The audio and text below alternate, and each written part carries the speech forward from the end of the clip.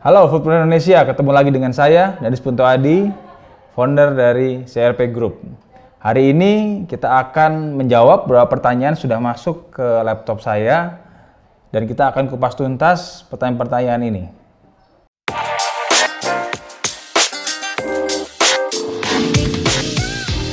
Oke, pertanyaan berikutnya, apa saja yang harus diperhatikan pada saat kita melakukan stok opnam? Ada 5 hal yang harus kita perhatikan dalam melakukan stok opnam. Yang pertama yaitu tetapkan waktu stok opnam yang tepat.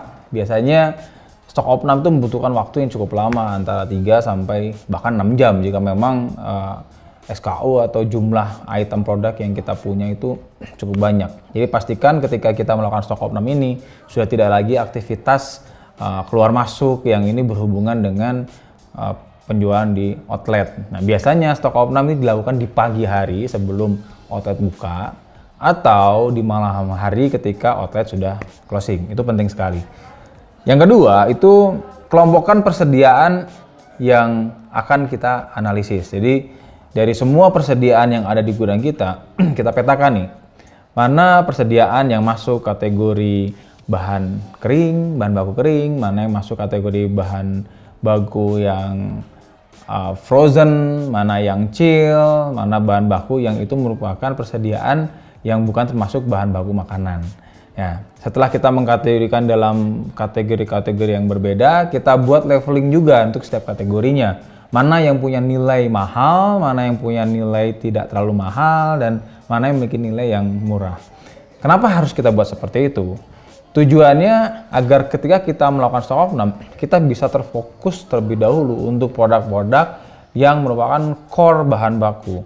Core bahan baku itu adalah produk-produk yang memiliki fungsi yang berkaitan langsung dengan bisnis utama kita, yang pertama, dan yang kedua yang memiliki nilai yang sangat mahal, karena adanya gap di produk yang memiliki produk atau bahan baku yang memiliki karakteristik seperti itu akan sangat berpengaruh pada cash flow keuangan perusahaan. Jadi untuk bahan-bahan baku seperti itu kita harus memiliki penekanan yang cukup lebih dibandingkan bahan-bahan baku yang mungkin nilainya nggak terlalu material.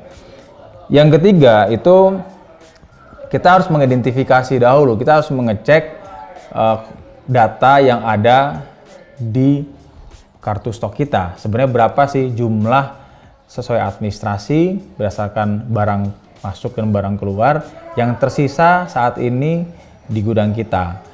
Tujuannya buat apa? Tujuannya sebagai benchmark ketika kita nanti melakukan pengecekan fisik terkait kesediaan barang yang ada di gudang kita. Sehingga nanti ketika jumlah fisik yang real dengan jumlah yang administrasi itu ada selisih, disitulah kita bisa menemukan findingnya. Yang keempat, dalam melakukan stok opnam ini dilakukan sebaiknya jangan satu orang, tapi dilakukan beberapa orang. Tujuannya apa? Supaya kita bisa melakukan proses yang lebih cepat, itu pertama. Yang kedua, kita bisa melakukan namanya cross check control. Jadi anggap dalam melakukan stok opnam ada 2-3 orang. Kita memiliki 12 titik stok opnam.